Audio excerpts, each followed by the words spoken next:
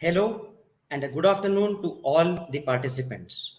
On behalf of India Factoring and Finance Solutions, I welcome you to today's live session on geopolitics, the recent developments world over, and how it affects Indian trade. I am Ramanathan and I handle risk management for South at India Factoring. I will be your host today. India Factoring and Finance Solutions started its operations in the year 2009 and is registered as an NBFC factor with the Reserve Bank of India. It holds an AD3 license. We provide customized working capital solutions predominantly through the factoring product. The company is a subsidiary of Fimbank based at Malta. India Factoring's flagship product, the non-recourse factoring offering, allows customers to avail post-shipment facilities without recourse, which means that the facilities availed do not appear as a borrowing or as a liability in the balance sheet. Our guests today are two highly acclaimed personalities in their respective fields of specialization. Let's first welcome Dr. Faisal Ahmed. Dr. Faisal is a professor of international business at Ford School of Management, New Delhi. He did his doctorate in international trade and also holds an executive certification in geopolitical analysis from Geneva, Switzerland. His research and consulting areas include global value chains, trade and geopolitics, geoeconomics, free trade agreements, climate change, ocean diplomacy, and sustainable development goals. He has authored several books and scholarly papers related to India's trade and foreign policy. His articles have been published in leading newspapers like the Economic Times, the Hindu Business Line, and he is frequently invited as a panelist by intergovernmental organizations, think tanks, and by the media, including Times Now, Vietnam TV, Rajya Sabha TV, and the BBC. Thanks for joining us today, Dr. Faisal. Thank you. So allow me to now introduce Mr. Paramanandan. Mr. Paramanandan is India Factoring's regional business head and handles business development for South India. He is a seasoned professional and has a varied experience spanning around 22 years in banking, handling several products. He started his career with Cholamandalam DBS, worked with ICICI Bank for close to 12 years, and then with Yes Bank for 3.5 years, and has been working with India Factoring since the last 5 odd years. Thanks for joining us, Mr. Param. Thank you, Ram. Good afternoon, Dr. Faisal. Good afternoon. Good afternoon. So let's get started. Geopolitics is a dinner table conversation in many places today, thanks to the events over the last 2 years. These events include the pandemic, the supply chain disruptions, and the Russian invasion of Ukraine. Unfortunately, hanging in the midst of all this is the Damocles sword of climate change. So, allow me to start with Dr. Faisal. Dr. Faisal, just wanted to know your views on how the geopolitical equations have evolved over the last 2 decades and what is the trend of India's economic relationships with other countries. Okay. Thank you, Mr. Ramanathan. Thank you so much. I think it's very important that we try to understand how we are analyzing these geopolitical events in the last 2 decades that you talked about. See, when we do such type of geopolitical analysis, we basically focus on a few things. One is what is the unit of analysis exactly that we are going to do. So we have either people or population, which becomes the unit of analysis in geopolitics. For example, we see a lot of ethnic conflicts and different types of conflicts, which involves population at the most. Then we have things like resources, which becomes the issue of conflict. For example, a lot of places we see water sharing and territorial issues and exclusive economic zone issues. Those issues are also there. Then we also have issues which are related to territorial disputes, and all these things actually leads to realignment. So in the last 2 decades, if you look at, these realignments have been strategic as well, and economic as well. And we have seen a lot of realignments happening. Whether you talk about issues, from we can start from 2001, perhaps, because it's the last 2 decades, right, starting from the 9/11, where there were a lot of issues coming in, and the whole world. I could say that there was a time when it was being talked about that what will happen to the world trade, because there is no longer a World Trade Center. That was the discourse, and since then, I remember when we were, I think in our universities we used to discuss that at that time. So, but then gradually we have seen that the United States engaged in a global war on terrorism. A lot of countries came in. They started, their exploring possibilities of cooperation with each other.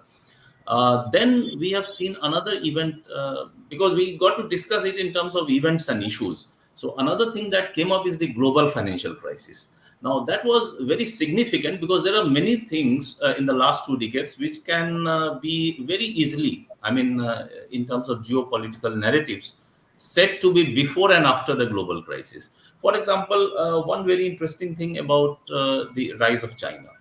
Now, if you look at before the global crisis, China was already doing very well in terms of exports, but it actually shied away from accepting that it is a strategic power in the region. But it was only after 2007-8 that you will see that China started asserting itself, more rigorously. In the last 2 decades, we have seen events which included the Arab Spring, Brexit, the Doha crisis, especially in the Middle East, which has happened in 2017-18. And also we have seen, the RCEP, the Trans-Pacific Partnership. All these have shaped, global geopolitics in the last 2 decades. Whether it's a regional comprehensive economic partnership, the Trans-Pacific Partnership. One very interesting issue which came up in context of the Asia Pacific was the President Obama's Asia pivot.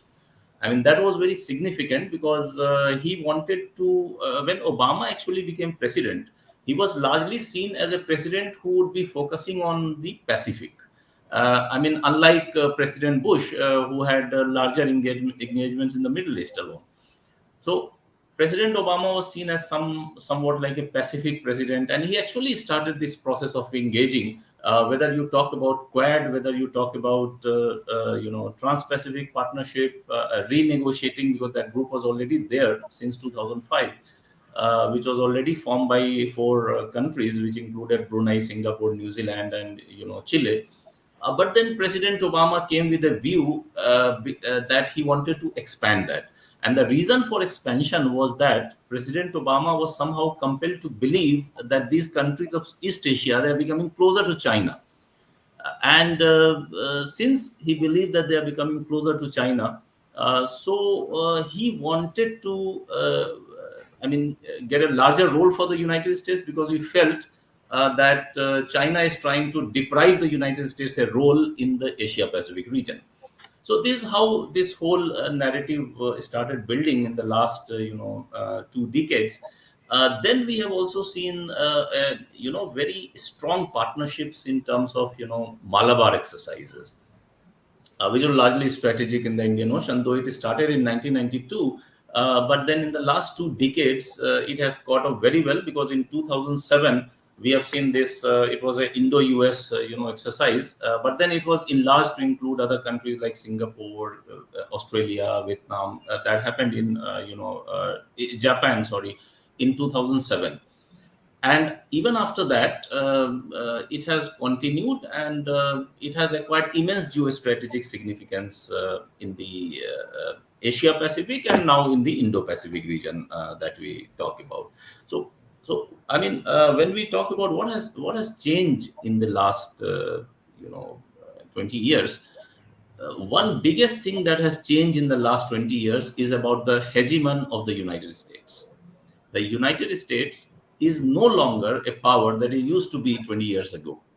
That is the first thing. And the second point, and second is that China has started asserting itself more, and because of which there has been a lot of economic and strategic realignment. So United States does not enjoy the same power status that it did 2 decades ago. So that is how I think we look at this aspect in terms of what has happened in the last, and then we can have further discussions on several other issues as well. Okay, okay. Thanks a lot. Thanks a lot. So how do you think the Russian invasion has spoiled all this or changed all this in what way? I mean, a lot of uncertainty. So just wanted Yes. to ask you about this. See, the my view on the Russian, I mean, invasion is that that invasion was something, not something which came at once. So we have to understand that there was Georgia, there was Crimea, right? So all these things are happening in succession, and then there are possibilities that we have seen that this could have been averted at this point of time when the whole world was struggling with COVID. The things like this invasion could have been averted, though Russia had its own ambition. There is absolutely no doubt about it. But then President Zelensky also did not leave any stone unturned to enter into a war like this, right? At the behest of United States and at the behest of NATO, he was compelled to believe that yes, there is some very strong military and security backing before him, and he could go for it. But I think this was a very strategic miscalculation, in fact, by President Zelensky. I think this could have been averted because there is absolutely no doubt that Russia would have still wanted to invade. But then this could have been delayed. This could have been delayed. This could have been negotiated in a better context. And instead of relying just on NATO, because NATO doesn't become the reason why, Ukrainian people would be destroyed like anything. I mean, you didn't join the NATO and you are destroyed. And that is the reason why you actually wanted to join NATO. So the issue is that we have to look it in a perspective. All these realignments are shaping up now in a very distinct way. The United States, what United States gained actually out of it? What it gained was it was able to realign the NATO, because United States was actually having a very loose control on NATO over the years, right? Since the days of the Iraq War and all, when President Bush was there. But then United States gradually started having loose control, so it actually gained its legitimacy as the controller of NATO. That is the first thing what the United States gained. There is another country which has gained, that is China. So China gained in terms of economy because Russia, in any case, as Secretary, I think Secretary Blinken also mentioned that Russia is now a junior partner of China and all those things. He has mentioned in his Correct, correct, correct. whether it's a junior partner or not, I don't want to comment on that. But the point is that China, of course, did gain economically from this whole crisis. Thirdly, Russia also gained from this crisis. There is absolutely no doubt about it, because we have seen that there are a lot of talks that Russia has lost and all these things. If you look at the Crimea War, which happened in 2014, that also lasted for, I think, more than 1.5 months. So it's not like if you are fighting with Russia in 3 days you are gone. It's not like that. Which was the general narrative, that fighting with Russia and Ukraine fighting with Russia in 3 days is gone. So it's not that. One thing that have come up is the people of Ukraine, and that is what is very important in geopolitics. That is the people who have come up to defend their own country in a way which was unprecedented. That is worth appreciating. But at the same time, it is also worth questioning that what was the reason for people to come up when the war could have been avoided, actually. So people came up, they died, they became refugees, they were forced to, they became forced, either they were internally displaced or they were forced, migrants. I mean, and whatnot. We know what is happening. So therefore, these economic, these things, the Ukraine crisis actually brought about a lot of. I will not say it brought about economic realignment to a very large extent, but I'll say that it brought about an understanding and a lesson for countries and great powers and middle powers and small powers to actually understand that war is something which is never acceptable. I mean, there is no point in having a war and putting your population to At threat. risk. Got it. Got it. Got it. Thank you. Thank you. And as you explained, there have been articles about how Russia is losing and all that. But over the last 1 week, I've been reading in the papers about industries in Germany really suffering because of power supply disruptions and all that. So it's quite serious. Yes. My next question would be to Mr. Paramanandan.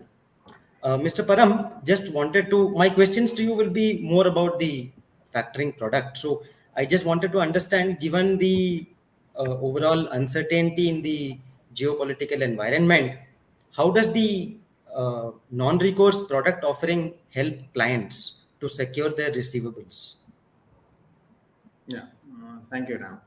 In fact, unlike other normal traditional working capital facility, factoring facility offer a comprehensive solution for the exporters, especially during this uncertainty. Factoring product includes prepayment of invoice as well as credit protection on receivables, and we provide collection service. So in this uncertainty, especially this credit protection is more attractive for the clients, and factoring product to a certain extent cover political uncertainties also, and it is based on specific countries and who underwrite buyers risk. In general, insurance company cover political risk to a maximum extent. Like suppose the country has declared any moratorium, they will get claim. And if there any restriction for transferring fund from foreign country to India, the buyer's country to India, that time also protection will trigger. Suppose any war happened in between India and the buyer's country, credit protection trigger will follow. And like that, natural disaster, all these things, in a normal scenario, credit insurance will cover. So all depend on upon which insurance company underwrite the risk. So more or less in such scenario, to a certain extent, under factoring product, such type of uncertainty is covered. So, Okay. so of course, factoring will give that type of benefit to the exporters. Okay, okay. Thank you. Thank you. Dr. Faisal, coming back to the interesting topics that you were talking about. Recently, this I2, U2 grouping has come about, and quad grouping has come about, and all that. So how do these groupings help India, and do they have any impact on trade to and from India? Yeah, interestingly, we have seen this. You are talking about the India, Israel, US, UAE grouping, right? Yes, The yes. Yeah, the I2U2 grouping that has come up. See, this came in October last year, and some of the issues we have to look at what is the main mandate, right? So we know the mandate, and then we will try to understand how does it helps us. So if you look at the mandate is largely those which we are also striving for at the same time. Like for instance, we are talking about maritime security, which is one of the mandate of this grouping. They are also talking about infrastructure. They are also talking about digital infrastructure. They also have a mandate on trade and connectivity. Now, this is, if you look at the countries which are coming up, these countries are Israel, the United States, and UAE. So Israel and UAE have already, come up through the Abraham Accords. They are already now, a little closer, Correct.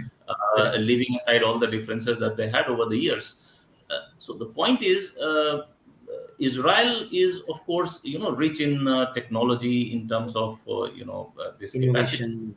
and innovation. And United Arab Emirates, as you know, though it has been rich in oil and hydrocarbon resources, but at the same time, it has been diversifying its, offerings and trade portfolio over the years. Most of the plan period, if you planning that they do, has largely been focusing on diversification from oil to non-oil, and from commodities to services.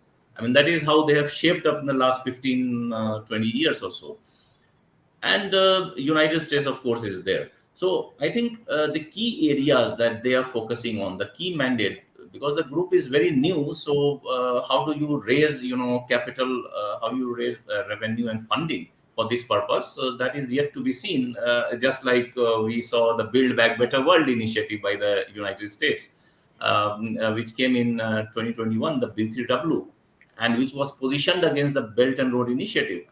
But somehow there was no concrete roadmap as to how you are going to finance this initiative. I mean, a 40, something $1 trillion initiative. But how do you go? How do you finance this initiative?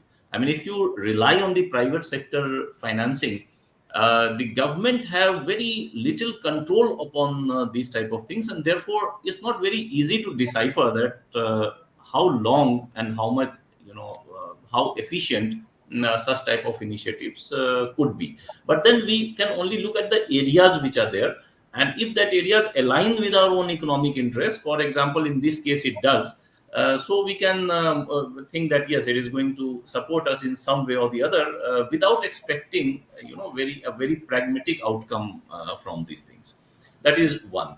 The second point that you talked about is about Quad. So Quad is very interesting in its own way that we need to understand. There has been a notion that when the Quad was revived in 2007 for the first time, uh, by President Obama, the purpose was largely on traditional security issues. They were not talking about non-traditional security issues, because in 2004 the Indian Ocean tsunami came, and then these four countries came together: Japan, India, Australia, and the United States. The purpose was to provide humanitarian assistance in terms of need. But then gradually, Quad took the shape of only traditional security, not non-traditional security. Non-traditional securities are like health, climate change, and all those things. So it focused only on military defense thing. So in 2007, Quad 1.0 came in, because the second version also came. So we'll call that Quad 1.0. But then we need to understand the stance that the countries took. That was very important, because normally we talk about Quad is doing this and that, but what are the stances that the countries have taken over the years, which can help us to understand what exactly, I mean, Quad is going to do in times to come. For instance, we have, let us take 4 or 5 countries like the United States, Vietnam, India, China, and these 4 countries will be okay, I think, to understand. So, and Japan, of course, yeah.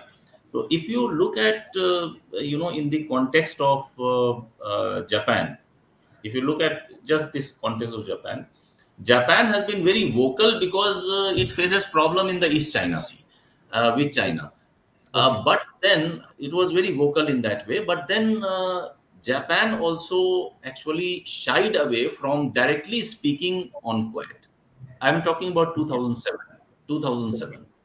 It shied about because it didn't want to confront Japan, confront China, in fact. And that was the Okay. time of financial crisis, 2007. Quad was being Exactly around formed, that time. Yeah. Yeah.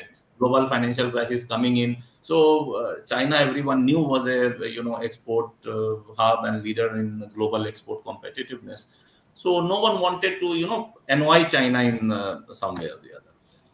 If you look at the United States, the US was only vocal because the whole issue that we see today, larger geopolitics in the region, is not about any other country but about the US China rivalry. Because the United States, it has written in its national security strategy, in its national defense strategy, that China wants to displace the United States as a power in the Indo Pacific region. And it is not going to allow it to happen. That is what they say it. So United States is compelled to believe that China is trying to displace it as a power. So the whole rivalry in the last, I mean, since 2007, and why I told in the, I mean, previous point that China was not very assertive. So it actually started asserting itself post the global financial crisis. It started. Okay. It was no Okay. longer shying away. It was accepting that yes, it is a power. So therefore, US has its own, US China great power rivalry, and it wanted to assert itself. So US was vocal. If you look at India, India's stand was also similar to the stand of Japan, because in 2007 and 8, when the Quad was happening and all these things, India was improving relations with China. So India wanted good relations with China, and it was making efforts to improve relations with China. Uh, uh, of course, those boycotts and all those things were there that time as well. But as part of a policy measure, the government wanted good relations with China, and it was working toward that. So India also did not want to be seen as a party to a group which was supposedly positioned against China. I mean, that's the point. Okay. Uh, Okay. the same situation was there in 2018 as well. In 2017, when President Trump revived, Quad, and became very vocal about it, the same situation was there. In 2017, it was revived. In 2018 and 19, we were seeing that Prime Minister Modi was developing good relations with China. He engaged in informal summits at Wuhan, at Mamallapuram with President Xi Jinping, and things were going on in a very right direction in terms of India-China relations, because China also wanted to engage with India. India was also working toward engaging. So we again in 2017-18 also, we didn't want to be seen as part of Quad, a grouping which was supposedly positioned against China. That's the point. So therefore, India remained milder on Quad. If you look at 2008, 17, 18, 19, all those years. So if you look at how Quad is going to, or this I2U2 is going to help in terms of trade, I think not exactly in terms of trade, but of course they are going to help in terms of certain non-traditional security measures, which are like on issues of healthcare, on issues of climate change, on issues of expanding your digital infrastructure and cyber security issues, and and to an extent on maritime security as well. Okay, okay. Yeah, Thank you. Thank you, Dr. Faisal. I think audience questions have come in. So, if you don't mind, the first question is to you only, Dr. Faisal. yeah. This question is from Mr. Vinod Chobe. Thank you for asking, Mr. Vinod Chobe.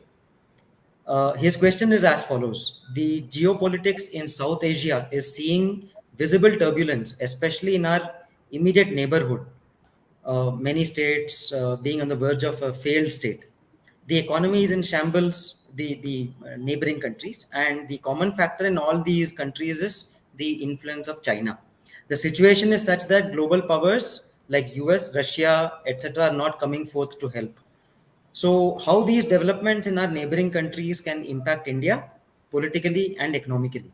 Is this an opportunity or threat for us? Yeah. Okay, this is very interesting because this is exactly what is happening. So there are two things that I'll just talk about in this issue. The first is about that you mentioned about the common factor is that these countries are under the influence of China. Now, the influence of China comes from something called the Belt and Road Initiative. We have seen that there are six different, economic corridors which have been established as part of And, the and, Belt and and I believe you are an expert in this Belt and Road initiative. Road. You had written a book recently on that. So, Yes, yeah, yes, published by sorry to interrupt. Ruby. Please go ahead. Yeah, yeah. So thank you so much. This has, I mean, six different economic corridors are there, and these economic corridors are having, road systems, the railway lines, the special economic zones, the digital cables which have been cable which has been laid. They have a lot of, different types of export-related infrastructure, and this is going to from China to different regions. I mean, to the extent that is connecting the ports in China to the ports in Rotterdam, uh, right, or Antwerp in Belgium, for instance. And these are six different roads. One going toward Mongolia, other going toward Russia, and then another one going toward Central Asia, going to Europe. Another one going toward Middle East. Then we have the one going through the China-Pakistan economic corridor, which is coming to the port of this Gwadar, and then we have the China Indo-China corridor, which is going from China to downward in the Southeast Asia. And there is a maritime route also that is very interesting in this context, as we just talked about maritime security. This maritime route, like you are coming from China, is trying to develop a lot of ports that you mentioned about Hambantota in this case, for example. In the case of Sri Lanka, we have been talking about, or in the so we are coming from, like, for example, South China Sea. Then you cross the Strait of Malacca. Then you enter the this Bay of Bengal, then you enter Indian Ocean, then to the Arabian Sea, and then to the Persian Gulf, and then to the Red Sea, and I mean finally Mediterranean, and then you are out in the Atlantic. So along this corridor, it is actually developing those ports, whether from Chittagong in Bangladesh to Nairobi. So all these things are coming up. Uh, as far as the CPEC, which is concerned, we just mentioned, which is the China-Pakistan Economic Corridor, which has seen a lot of massive, challenges in terms of a failed type of project, and not a feasible project at this point of time, because China wanted to connect the Xinjiang province, which is the western province of China, to the Gwadar port in Pakistan. And of course, we had our own sovereignty. One reason why we don't endorse BRI exactly is our own sovereignty concerns, because it is, traversing through the POK, so it becomes a very critical issue for us, and it's a strategic sovereignty concern for us. So we don't actually endorse the BRI. That is absolutely okay. Now, if you are coming from the question that you have raised in terms of the neighborhood, now India has extensively engaged in neighborhood diplomacy. Just one or two points I'll talk about it, and then come to exactly the question that has been raised. So we have focused on neighborhood diplomacy over a long time. I mean, you can recall the times of Prime Minister Inder Kumar Gujral, who came with policies, Gujral doctrine, and wanted to establish, a foreign policy in the neighborhood, which was supposed to be the best layer of foreign policy if you can have in the neighborhood. And this has been gradually taken forward by successive prime ministers over the years, including Prime Minister Modi. Very well taken up in terms of, this neighborhood diplomacy, because he has also been very vocal about things like neighborhood diplomacy. So what we have done is we have tried to engage with countries like Nepal, countries like Bangladesh, through various connectivity projects. We have tried to engage with Sri Lanka and other countries as well. Now, countries are facing, a lot of these countries, which include Pakistan, which include Sri Lanka, they are facing those type of crisis, which is actually unprecedented. Now, what we should do, and how will it impact us? The question is not how will it impact us. The question is what we are going to do, what we should do, because we are actually at a position where we can have a leadership role in this region.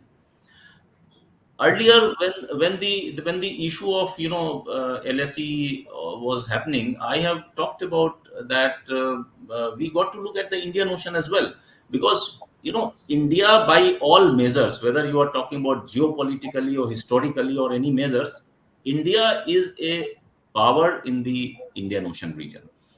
Now, if you look at the Indian Ocean, what we are doing, we only need to go for things like naval modernization. We need to go for things like, because all these countries look at India as a net security solution provider. So first thing that we have to look at, because these countries look toward us as a net security solution provider, that's an opportunity where we need to fit in and not allow countries like China to come in. The second is, because these countries look at us as an economic powerhouse, so it becomes our responsibility to have a regional supply chain working, and to actually revive SAFTA, because there is a huge cost of economic non-cooperation in South Asia. Bangladesh, if you look at India, Bangladesh, value chain is there, everything is there, but the cost is very high. The cost of trade is very high within Southeast Asia, supposed to be one of the most disintegrated or loose economic grouping in the world. Okay. So it is our responsibility that we need to take up this thing. So at two different front, one is as a strategic front, we need to take up the larger role as a net security solution provider in the South Asia, and at the same time we also need to take up a larger role in mending and blending and developing those South Asian supply chains, which can help get the fruits of SAFTA, which is South Asian Free Trade Agreement. Free trade agreement. So, Yeah. and by these measures actually we can have a larger role in the region. Okay. Okay. Thank you, Dr. Faisal. And Vinod, I hope your the question was answered. We have another question from Mr. Vinod Vasan, and this is to Mr. Param. Mr. Param, the question is as follows. Now the RBI allows settlement of international trade in the Indian rupee. So how will this help exporters, and what are the benefits of dealing with the Indian rupee? Yeah. Over to you, Mr. Param. Yeah, this is the latest development we have seen last 2 days. In fact, going forward, we have an option to bill in Indian currency and collect the money in Indian currency. Presently, we'll be doing in majority in USD and all other countries, Euro or GBP. These are the large prevailing currencies available for billing. So, in Perfect. this new initiative, new development, wherever we can have such type of arrangement with countries and um, such type of platform is available for collecting money in foreign current Indian rupees, that is possible. As of now, I think we are doing such type of activities through neighboring countries like Nepal, Bhutan, and other countries. We can do billing in INR and collect in INR.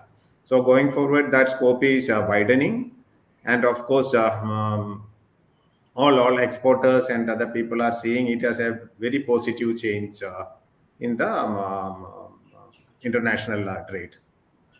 Okay, thank you, thank you. And also, I wanted to ask you one more question, Mr. Param. Now that we are on this topic, I just wanted to know. See, this exporters have the benefit of normal credit insurance and ECGC cover and all that. So, how does the credit cover through a factoring product differ from the normal insurance or ECGC cover which is available in the market? So, can you please throw some light on this?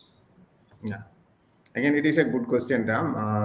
Normally, that exporters is depending on more into the normal credit insurance policy or ECGC policy for secure their receivables. So under factoring, factoring is the only product offers 100% credit protection on buyer's default. So none of the insurance, direct credit insurance or even ECGC won't cover 100% risk. So always 10 to 20 percentage risk the exporter has to absorb. Under factoring that too into factor model, the more regulated international factoring product, you get 100 percentage credit protection on buyer's default. That means the exporter is not going to incur any loss in case the buyer default the payment or the buyer declared bankruptcy uh, or the buyer has not able to pay because of intentional reasons. So this is the major attraction, 100% credit protection. And second difference is under normal credit insurance, if the exporter is taking a direct insurance policy in exporter's name, all the responsibilities lays with the exporter. For example, he has to comply all the insurance requirement. He has to ensure all the underlying documents are in line with exporters requirement. He has to ensure all the insurance condition has fulfilled. So practically in day-to-day scenario, it is not possible for the exporters to monitor doing minute monitoring on the policy terms and ongoing invoices and other things. Under factoring, as an export factor, we handle the invoice, trade document, and we have experts to scrutinize the document. We'll ensure that all the trade documents are in line with the insurer's requirement. And there is no chance for claim rejection in case any claim happen in future. There is no chance for such rejections under factoring. And another major difference is claim settlement. Normally, under normal insurance, the exporters has to file all the claim document to the insurance company or ECGC and ensure that all the required document has submitted on insurance company or ECGC. But it'll take its own time. Normal scenario, there is no end date for claim settlement under Got normal it. insurance or ECGC. Perfect. It may take 6 months. It may take even more than 1 year. I have seen a lot of claims still pending more than 1 year. So under factoring, it has clearly defined. So any claim, such type of claim happened that exporter will get the settlement within 120 days. So time frame has properly defined. So that is the major attraction for exporters. These are the major attractions. One is 100% credit protection. It is not available in insurance company, and claim settlement, it is clearly defined.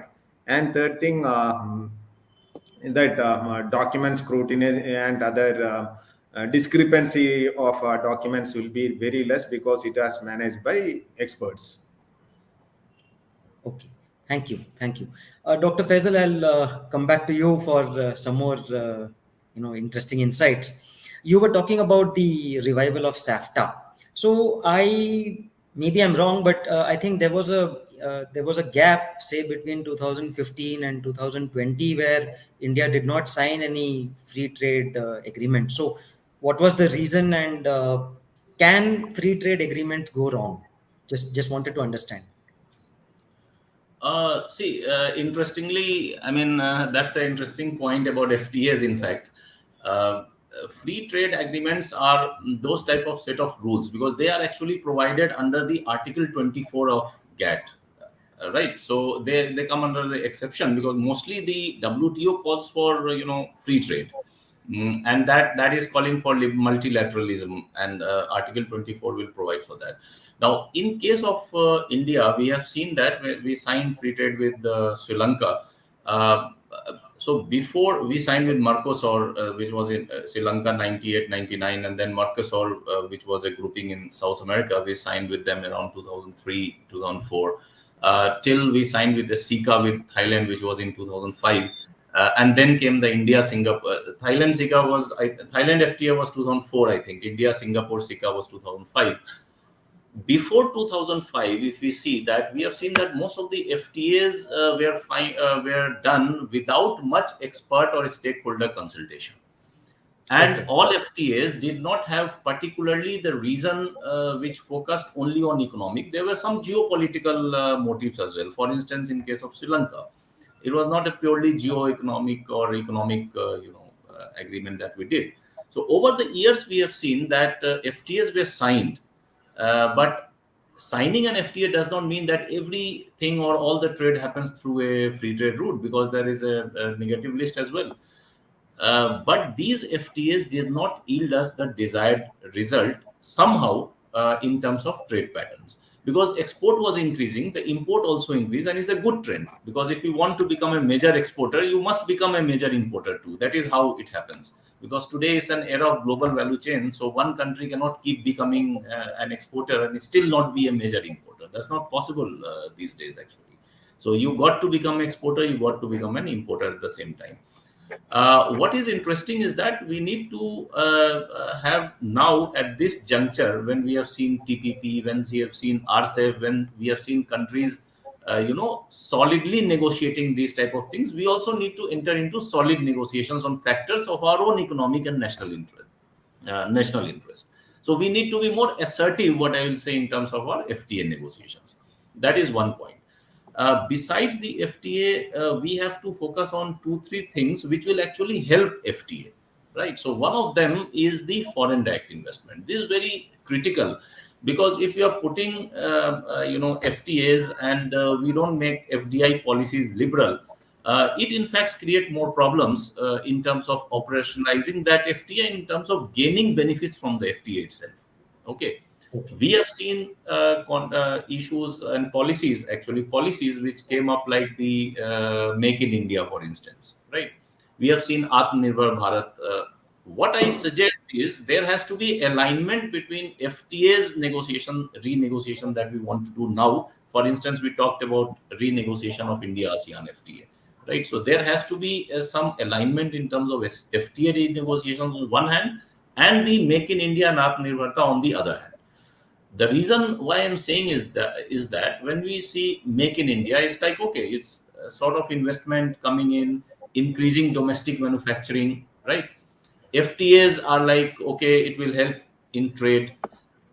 Then we have Atmanirbharta. So Atmanirbharta, just I want to one or two lines, which is because this policy is important. Its positioning is wrong. What I suggest here, the way we have understood this policy There lies the problem. The policy is Atmanirbharta means we want to increase domestic productive capacity. It does not mean the end of Nirbharta. That's the point. Because most of the time I've said, okay, someone is talking about Atmanirbharta and still you want FDI, Atmanirbharta and still you want trade. I mean, this is a wrong notion because Atmanirbharta is all about developing your own productive capacity in the country. Because every time you talk about trade, every time you talk about supply chain, issues, FTAs and all, one thing that is always there, which is called supply side and infrastructural constraint. So every time we come across a lot of supply side constraints is there, a lot of infrastructure challenges is there. Now, how do you overcome those challenges? You overcome those challenges by actually following the tenets of Atmanirbharta. So what I have said, I have previously also said in some of the interviews in the BBC that Atmanirbharta is not the end of Nirbharta. That is first thing that we need to understand. And second point that we need to understand that is about domestic productive capacity, our own domestic productive capacity that we need to enhance. And the third thing that is very significant in this case is that it is not positioned against China. So, if it is positioned against China, it would mean that when India-China relations improve, there is no need of Atmanirbharta, right? So Got it. the point is that Atmanirbharta is not positioned against China. Atmanirbharta is a necessity of the time that we need to understand. That is why I said that the way we are understanding it is slightly different from the way it actually should be. So, therefore, in this scenario, what happens that if we want to increase domestic productive capacity, has it to do with China? I mean, tomorrow relations improve, so we'll stop improving our own domestic capacity. I mean, okay, so the point is that, and what China also did, see, this was a necessity at the time of lockdown. The first lockdown, which happened in 2020, supply chains were completely disrupted, everything was disrupted, trade was not happening. So, what options did the countries have? The countries were left with no other option but to look inward. And that is what China also did. I just want to give one example to help understand this whole issue. In 1978, we know China liberalized, right? So then Chinese leader Deng Xiaoping, he came with a policy called the Great International Circulation. That was Chinese policy at that time, and they said that we are going for great international circulation. The focus was that we focus on China's outreach to the world, and this was what actually led to China becoming the export led economy and enjoying a average 10% growth for 3 decades, average 10% growth rate. So that was the result of that great international circulation. But look at 2020, what President Xi Jinping did. He said we are going for dual circulation, in which the focus is internal circulation, not external. So he said that we'll do both of them. We'll do external circulation also. We'll do internal circulation also. So he called this international circulation. He renamed it as dual circulation and said that the focus will remain internal. Again, the same thing that China also said that they are going for dual circulation with internal focus, which is something like Atmanirbharta. US also started becoming protectionist, started focusing on its own. So it was a necessity of the time when the lockdown happened. Supply chain were disrupted, trade was not happening. So it was our necessity that we had to go for something like inward-looking approach, and we suitably did it and adopted something called Atmanirbharta.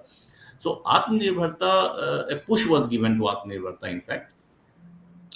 So Atmanirbharta, in fact, is about domestic productive capacity, what I would say. So the question that you have raised is very interesting, and I would say that FTA renegotiation is important because FTAs become obsolete. They do not, over the period of time, they start not yielding you the desired result. So you got to look for those type of desired result. Your economic interest also changes over the years. I mean, FTA which was signed in 99, our economic interests were different. Today, our economic interest is different. So we would like to put those clauses in the FTA which suitably, meets our economic interests of today. Reflect Not, the Yeah, not of those years. So therefore, the point is that FTA renegotiation is important, and if we feel we can, if study is to be done, and we feel that if renegotiation must happen, then it must happen. There is absolutely no doubt about it. Uh, my finally, I mean, to just to conclude this point, my final submission would be that we need to develop a linkages between three different types of policies and issues that we are catering to today. One is FTA renegotiation, other is Make in India, and the third is Atmanirbhar Bharat. There is a need for policy attention and alignment among these three to get the desired benefit that we need from which can meet our economic interest. Uh, I think you have explained the concept of Nirbharta quite well. So I was also one of those people who used to think that Atmanirbharta means we have to be all in all. So what you said is very correct, and also what I understood from your explanation is that we cannot, no country can say indulge in zero sum game. So if you have to become an exporter, you have to import also in today's world. So thank you, thank you. Thank you. So I also wanted to have one last clarity, Dr. Faisal. We are coming to the end of this discussion. So, quickly, can you just explain what were the conclusions from the recent WTO negotiations, and have our concerns been addressed, especially with regards to fishing industry and all that? See, the actually WTO. One thing that I will say about WTO is that WTO was facing a legitimacy challenge, right? Because we have seen that after the Doha agenda, just leave apart the Doha 2001, but if we just take it up from the Bali Ministerial of 2013, and then we move on to the Buenos Aires, which happened in 2017. After 2017, there was no WTO ministerial. So this ministerial actually happened after 5 years. It was supposed to be held in Kazakhstan, but then in 2019 it was not held. It was postponed, and once it was postponed, then the COVID came. So there was no chance that it could be held immediately. But then these issues have come up.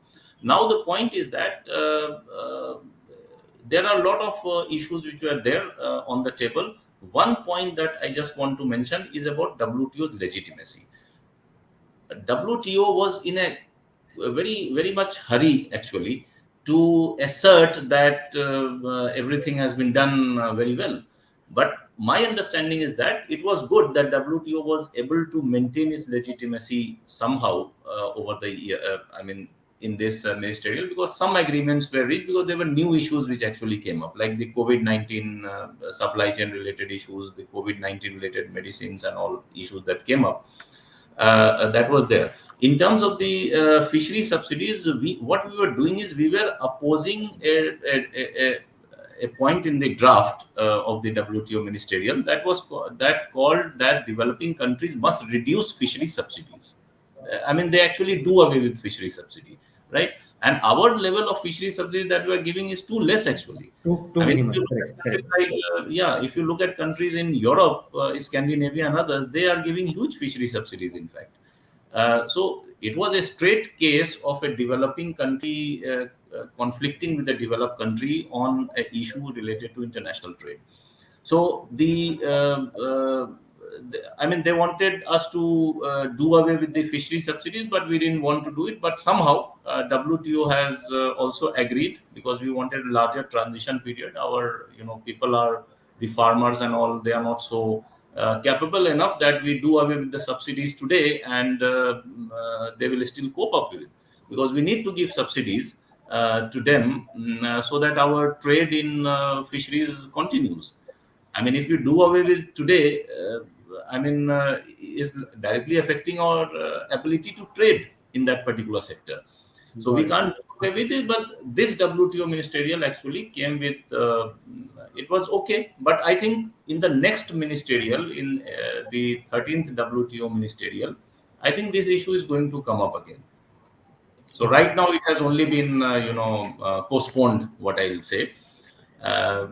And yeah, and one issue in the WTO, I just recall it, which was very critical, and which WTO actually failed to do it. It did talk about it. That was the appellate body, because the dispute settlement system is a complete failure in the WTO, because President Trump was there and he just, I mean, did everything that could, create problems with the WTO dispute settlement system. The appellate body, now you go to the consultation, you don't agree, you go to the panel, you don't agree with the panel decision, you go to the appellate body. But now there is no appellate body because there is no judges. All judges have retired. New judges have not been appointed because their appointment was blocked by President Trump since 2017. So Okay. that problem is still persists, and it was hoped that WTO could actually pragmatically look at that issue. Because if there is no dispute settlement, in fact, it Then becomes a it's of challenge for many developing countries to actually, how do you file a case against the developed countries? I mean, they can do sanction against you anytime, but you can't do, because you have only one mechanism, that is WTO, and that's not working. got it. Got it. Okay. Thanks a lot. I think all the questions were perfectly answered. So as we come to a draw of today's discussions, I would like to thank the audience for joining in, and I would like to thank our panelists for the wonderful insights. So we'll close this session today, and India Factoring conducts similar sessions, on the second and fourth Saturdays of every month. So we should be back on 28th July also. To our audience, I would just remind that if you would be more curious about the factoring product, please do visit our website www.indiafactoring.in.